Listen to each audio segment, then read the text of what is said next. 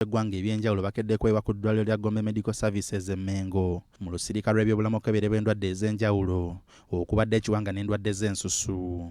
Rose Nakku omutuuze w'e Luweero y'omu ku bazze okukeberebwa n'okufuna obujjanjabi bw'olususu era agamba nti abadde n'obuzibu buno okumalira ddala emyaka 5. Mbadde sisuubira nti waliyo eddagala ery'obulwadde buno era nga womanya abantu we byankuba kati kuba nakamala nabyo emyaka 3 we byankuba ne batandika nti balongo simanyi mpewo kuganga sitegeera naye bwe nawulidde nti no bayise wano ab'ensusu n'enzija neewuunyizza nnyo kubanga waliyo eddagala.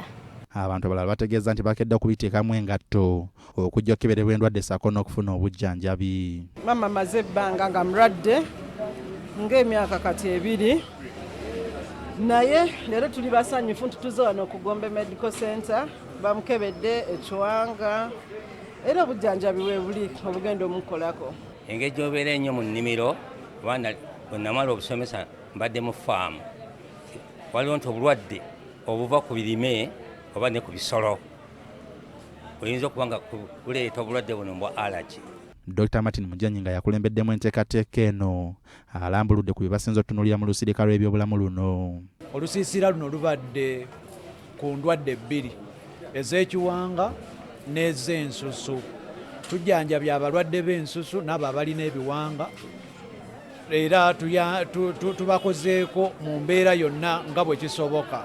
Ekizibu ekisinze okuleetera abantu okubeera n'endwadde zino nga tezigenda kwe kwejjanjaba nga tebannalaba basawo. Bamira kye basanga, oluusi bagenda ku ddagala eryaffe ery'ekiddugavu ne basanga ng'obulwadde babukonya.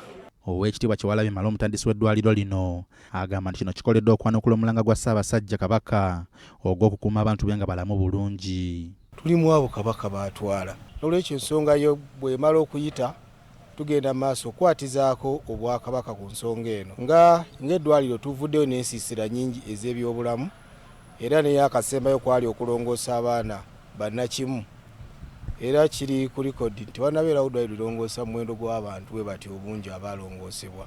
Olusirika lw'ebyobulamu luno lwakumala ennaku 4 nga lutojjera era abantu baabe ne basabiddwa okujjumbira ennaku ezisigadde bayambibwe. Sulaiman Sebuggwawo ne Dennis Ntege, BBS Telefina.